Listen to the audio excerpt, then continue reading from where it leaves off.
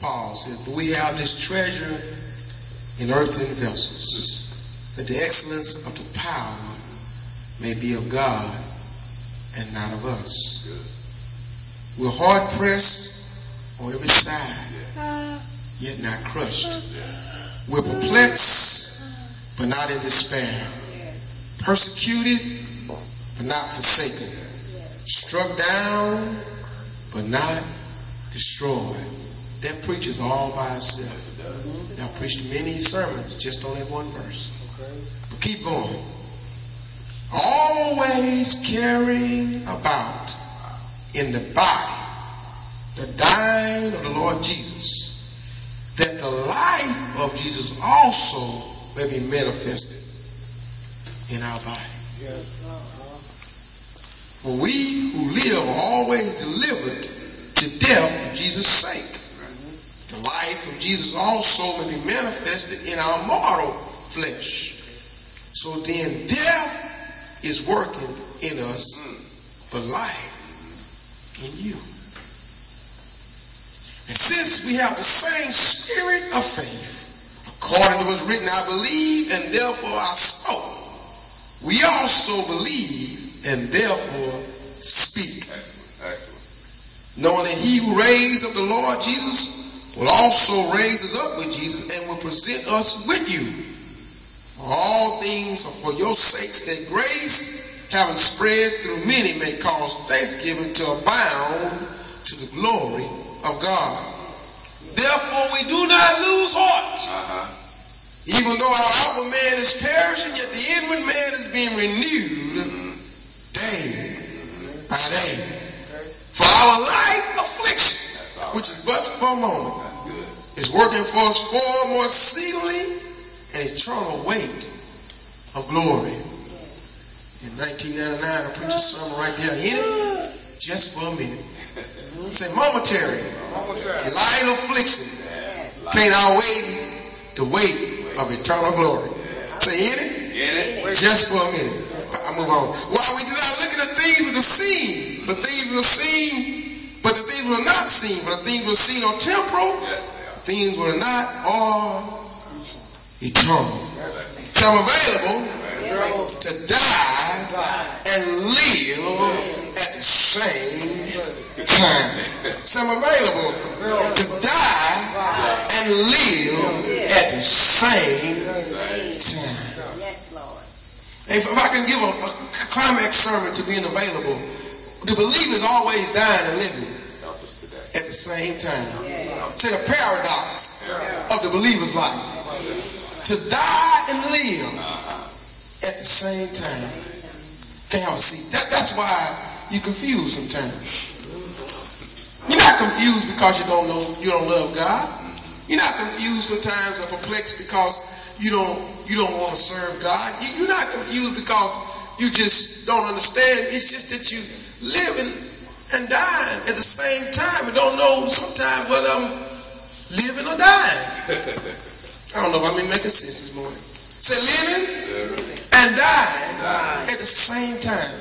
I heard God say in my spirit as I was preparing for this sermon that he says, what's wrong with the believers today is that we're restless. Say restless. We're restless, which means that we're disturbed. We're not at peace. We're anxious. We're moving around trying to figure out what's my next season and what's God going to do with me in the near future and what's the next move of God in my life and where is my next blessing and I'm restless. But I heard God says, be still. Say be still. And know that I am God. And if you stand still enough, you recognize that God's doing the work and all I'm doing is living and dying at the same time. Say, Pastor, how did that go together? That's just what he gave me. He said we're restless because we're trying to understand too much instead of just believing enough. Say, quit trying to understand so much without believing enough. Watch this. Now, all of you getting understanding. But while you're trying to understand everything with head knowledge, you got to first believe in your spirit so that you can be able to comprehend what you understand. Be able to have the capacity, that's what I'm looking for. You got to be able to believe much but don't believe enough, you restless. Wow. Say it again. Wow. Say to them, I can't know too much without believing enough. Wow. That's why Paul says, with the same spirit I therefore believe and I have spoken. Come on, say believe, then speak. We try to have all this head knowledge, but don't believe enough, so we're restless. Because our plate is too full, our mind is too cluttered, our life is too jammed up, because we don't believe enough, we don't have the capacity for what we understand. Oh, come on. Wow. Say I'm available. Say I'm available. So God says, be still. Say, be still. And know that I'm God. So you can understand what you're going through by believing in me. And believing that while I'm dying, I'm yet still. Say I'm dying and yet still living. Say dying and living at the same time. My God. When people start preaching about dying, religion jumps in your mind. You're thinking about somebody about to be laid down in a casket. No, that's not what we're talking about. We're talking about this mortal, say mortal. This flesh man has to be done away with. And this flesh man, this Riggins, is going to death while Christ is coming to life. And so I have inside of me this conflict. I have inside of me this battle going on. And if I'm available to God, I can say, God, I'm not going to be restless and worried about it, because while I'm dying, I'm living, and while I'm living, I'm dying. I'm going to quit fighting the process and stay in the process until I believe God enough that God could change me to use me. So I'm available. I'm available. And Paul is dealing with this. Say the paradox of the believer. He says, we have this treasure in earthen vessels. That's why you got to be dying, because this is an earthen vessel. We're not spiritual bodies yet. In other words, you still are the same person that was born in shaping and sin and iniquity. Same one that used to lie, cuss, fuss, and still might do some of that too. Say real people. Real lives. Real answers. Y'all don't like to hear this kind of teaching and preaching because it messes up your religion. Same one that got appetites that you might not shouldn't have, and have ideals that you shouldn't have, but you're trying to get rid of those things. And what you're trying to get rid of, you dying too. But I can't be dying to something while at the same time not becoming alive to something else. And what the believer a lot of times are doing is we're trying to do a whole lot of dying and not enough living. It's a whole lot of dying and not enough living. And this morning I want to make you say, I'm available to die and live at the same time. Because whether you want to believe it or not, you're going to die anyway. So I'm going to die anyway. My flesh is going to, this man is going to have an end number to it anyway. A day that says, on this day I died to this world, to knowing life here. So you're going to die anyway. So since you're going to die anyway to this world, won't you start dying to yourself and become alive to Christ on the way? Say living and dying at the same time. We have this treasure in earthen vessels. That the excellence of power may be of God and not of us. Now let me go back to what I just said. God says, be still. Say be still. And know that I am God. How do I know God is? Say the power of God working in me. The excellence of the power is of God and not of me. In other words, I have nothing inside of me can do what make me do what I do for God.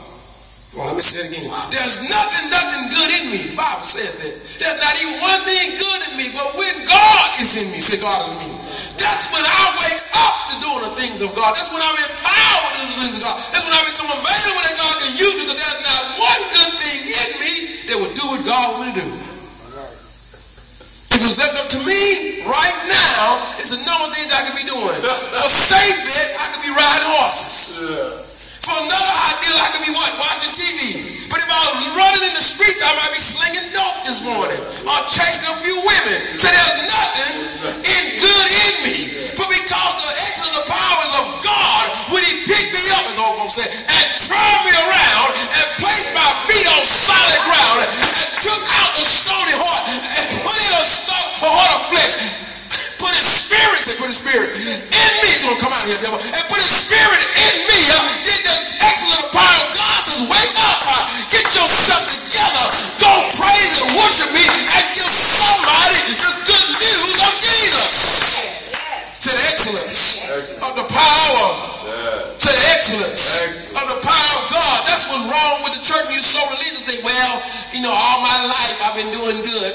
And all my life I've been knowing about God, and ever since I knew myself, I've been trying to do the right thing.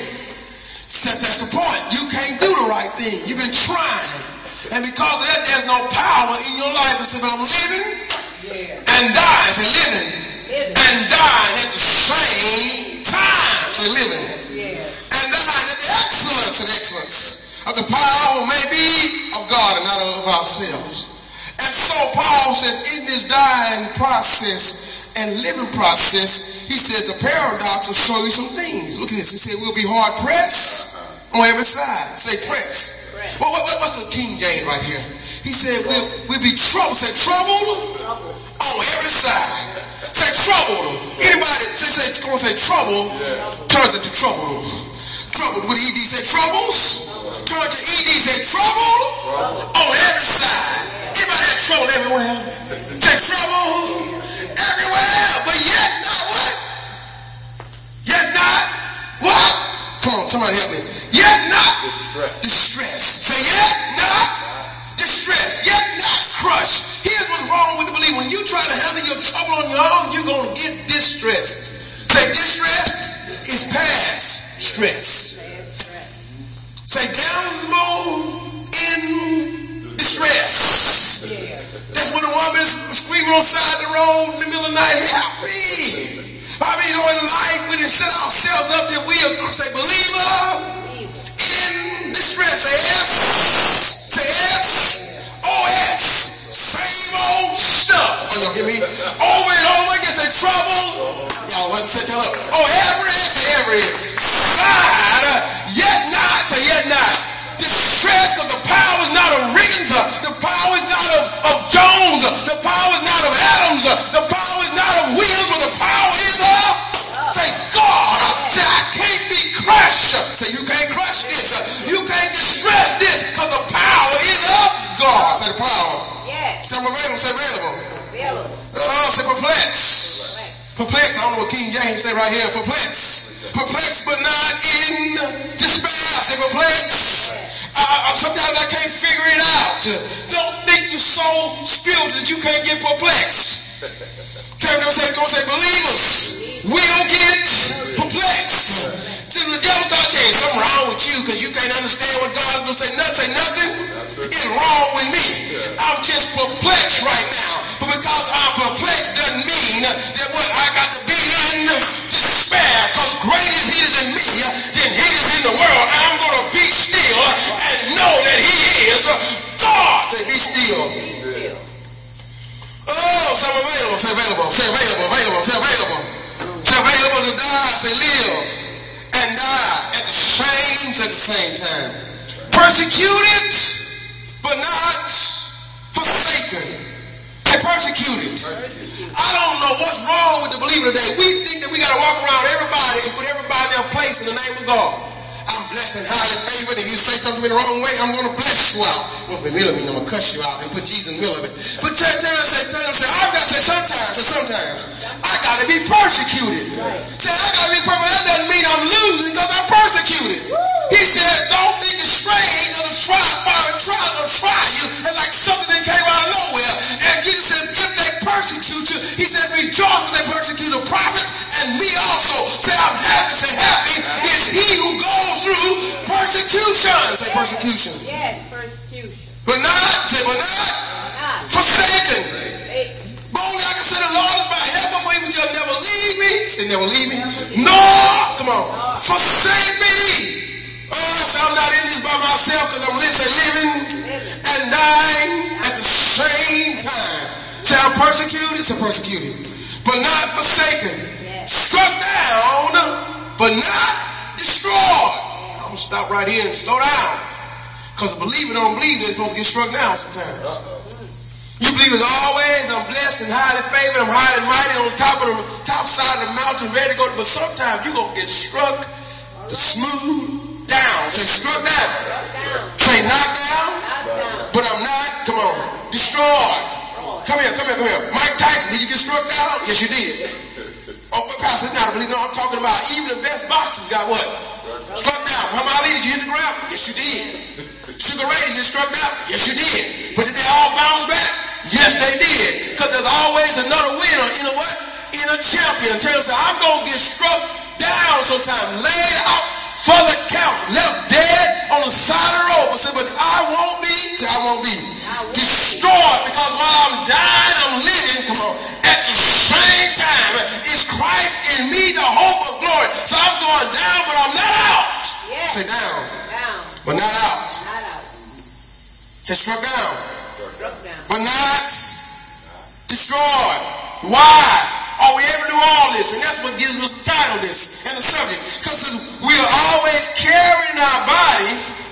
Inside of me is the dying of Jesus while I'm yet living, so his life can come at the same time. In other words, the cross is in me while the resurrection is in me. Yes. So the cross is in me while the resurrection is in me. Yes. That's why you just can't put him on the cross and leave him there. Yes. And that's why you just can't preach about him getting up. You got to do both of them. So the cross is in me and the resurrection. Paul says, I want to know him in the power, come on, of his resurrection and in the fellowship, come on, of his service. I got the cross and the resurrection in me the same time. So while they nailing me to the tree, I'm getting up with all power, come on, in my hands.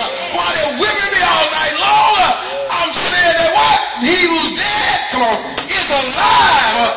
Hey, while they're trying to put the crown of thorns in my head and give me vinegar to drink, they say he who look among the dead, he's not here, for he's risen, as he said.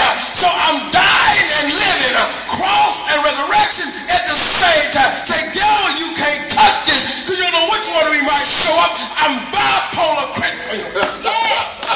Say, bipolar Christian. You don't know what's going to show up. You don't know what. Oh, you don't hear me say it. Say, dying. Say everything that you see in the natural can see it in the supernatural. Except you can see it for God's good. Say, come on, say that two of me in the same time. I'm dying and living. You don't know which one going to show up, devil, so you don't know how to come at me, because I'm dying and living at the same time. Now, I'm not diminishing any mental, especially for the video, I'm not diminishing any mental condition like bipolar. I'm talking about a spiritual, two things going on at the same time. The devil can't come at us because he don't know what he might get. I'm about to knock him smooth out. I'm giving him the cross and the resurrection. Say at the same time. Say at the same time. And that's why Paul says, death is working in us, but life in you. What do you mean, Pastor? Say I'm available. To let death work in me while I give life, come on, to somebody else. Say death working in me. It's just like if I'm dying for a wound, but performing CPR on you at the same time. I'm dying, but giving you life. Say when I get out to the world, I'm dying on the inside, but speaking life to somebody else. Say living, and dying at the same. Oh, you ought to be excited about that. Say living and dying at the same time. So I'm going to say speak life. Say speak life. And therefore I believe. And therefore I've spoken. Say my faith, it's got enough of capacity to believe what I understand, because I believe and therefore speak. Tell them, say speak it. Say speak it. Tell them, say I got life. Say I got life. Say I got the victory. Say I got the word in me. Come on. Say I'm changing somebody's life. Whatever you need to say, I'm healed. I'm delivered. Come on. I'm speaking deliverance to somebody else. I'm speaking healing to somebody. I speak life to you. Say therefore I believe it and I will speak it. Say I believe. And I speak to the power of life and death is in the tongue. Oh, say Pastor, get you animated. Because I want you to get this and get it. That while I'm speaking it, I'm speaking forth. Those things that call those things to be not as though they already were. Say therefore, say I believe. And therefore, say therefore, I speak it. Knowing that he who raised the Lord Jesus also raises up with you and present us with you. For all things for your sake, that grace have spread through many may cause thanksgiving to abound to the glory of God. Say many can receive the gospel news just by the mere fact that I'm living and dying. Do you know how many people that you impact? The one that wrote a song on time ago, for we never know all the lives that we've touched. That's not just for somebody who's on a national scene with a singing career or preaching career. That means you don't know how many folk that you touch in the grocery store. You don't know how many folk you touch in your neighborhood. How many folk you touch on your job. Folk that might not ever tell you or wait 5, 10 years to say something you did, one word you said, one look you gave them, one attitude you had about something, one answer to a problem. For you may never know all the lives that you'll touch. Yeah. You may never know how many people you may reach. Because why? That it may increase, that many may have the increase to abound to thanksgiving, to the glory of God. What's Paul's answer to this? He said, therefore, we don't lose heart. Say, don't give up. Don't give up. Let me explain something to you. I got to preach to myself first. You know, next week will be celebrating 20 years of pastoral ministry. It was 4th Sunday in May 1992 I started pastoring, and that was 20 years ago. And if by man's recollection and by man's calculations about what man would do, some folks might say, Pastor Riggins, you might need to give it up. I say real people, real life, because you don't have the numbers that present 20 years of pastoring. You might have some works that you've done. You might have some things that you can go back and recall. But as man will look at it, they'll say, well, then why your house not packed out and folk not all on radio, TV? Because you don't know every season I've been through, what I've been going through. You don't know everything I've faced. You don't know what mountains I've been on, what valley I've been in. But I know one thing, I will not lose heart. I can't preach something to you that I can't do first. Say, therefore, don't lose. Say, don't lose heart. Say, don't lose. Say, don't lose. For though the outward man is perishing. Say, getting a little bit, getting a little bit older. Getting a little bit slower. Thinking a little bit slower. Feeling a little bit under the weather. Come on, have a few miles behind you. Have a few, they say, growing long in the tooth. But say, though the outward man is perishing, the inward man is inward man. They be renewed day to day. By day. Say, there's a comeback in every one of us. There's a second and a third and a fourth act in you. Say, though I look like I'm dying, so I'm growing younger. So I'm growing younger. Every day spiritually, and even some of us mentally and physically. Say, the outward man is perishing. But the inward, said, inward man is being renewed. Say, being renewed. Day by day. Say, I'm available. Say, I'm available. I'm available for this light affliction. It's but for a moment. Say, this thing that I'm going through is but for a moment. Been working out a form of exceeding eternal weight of glory. While we're looking at things with a temple, the things which are eternal, come on, are not temporal. Say, I'm in, come on, just for a minute. And the stuff I'm going through is light compared. Say, lightweight. Say, handle my lightweight. Say, handle my lightweight, God. Be still and know he's God. He said he will handle my lightweight because his glory will outweigh whatever I'm going through. That's beautiful. So I'm available. So I'm available. I'm available. I'm available. My God. My God. I was getting ready for this sermon. I had a flashback. I had a flashback when I was in high school. And all I could listen to was Christian music. That's all we could listen to. And if the Christian music had too much beat in it, you had to turn it off too. That's how I was raised. But because of that, when we listen to a song, the message in the song would impact our lives. And there was a great songwriter, 2 or 3 of them I really like. One of them was Keith Green, and I've talked a lot about his music and sung some of his music here. But another was Don Francisco. And Don Francisco played the guitar, and he was playing some powerful music. Keith Green played the piano and did powerful music. Don Francisco played guitar. One of the songs he made, he's alive. He's risen from the dead. He's alive. Another song he made was The Traveler, called Joy. It was about when Jesus was on the road to Emmaus. And the 2 people walking with him was Jesus. And said, joy, joy, he's risen, the Lord is risen. But no song impacted my life but the song that a man named Tom Green sung that Don Francisco wrote, called 40 Brave Soldiers for Jesus. So I'm available, so I'm available. So I'm dying and living, say dying. And living at the same time. So I thought I'd take my my poetic gift that I have, and what I learned through journalism and all, just to try to wrap this sermon up and tell you about 40 brave, say 40 brave soldiers for Jesus. If I could just slow down and don't be preaching and get excited, just read it to you and let you enjoy the lyrics of this song. I usually don't do this, but I want you to hear this. Say 40 brave soldiers for Jesus.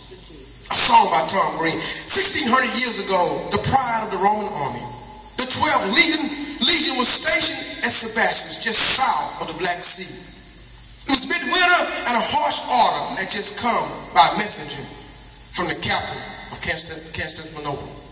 Reigning as emperor at this time was Valerius Licus, whose vicious hate for Christianity had caused the death of untold thousands of martyrs. Snow was falling as the new emperor's orders was read to the soldiers standing at attention. Under penalty of death, read the commander, all members of the Roman army must at once offer sacrifices to the emperor and acknowledge him as the one true God. No one blinked an eye. They were Roman soldiers, the most highly disciplined in the world, but every man went immediately to the 40 among their ranks who were Christian. The same thought went through each soldier's mind.